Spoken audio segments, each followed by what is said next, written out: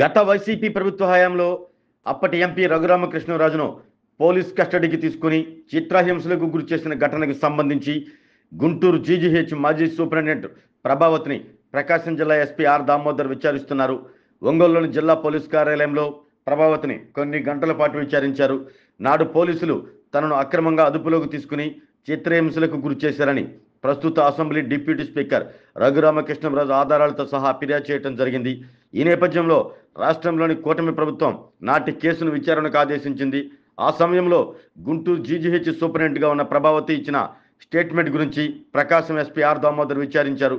గతంలో కూడా ప్రభావతిని ఎస్పీ విచారించడం జరిగింది. మధ్యాహ్నం 2 గంటల నుండి ఎస్పీ సుదీర్ఘంగా ప్రభావతిని విచారిస్తున్నారు. డిప్యూటీ స్పీకర్ రఘురామకృష్ణరాజుపై కస్టోడియల్ టార్చర్ కేసులో ప్రభావతి 5వ నిందితురాలుగా ఉన్నారు. ఈ కేసులో 2 రోజుల పాటు ప్రభావతిని విచారించేందుకు ఎస్పీ ఆర్ దామోదర్ ముందస్తుగా ఆమెకు నోటీసులు ఇచ్చారు. 2వ రోజున మంగళవారం కూడా ఎస్పీ ఆర్ దామోదర్ ఆమెను విచారించనున్నారు.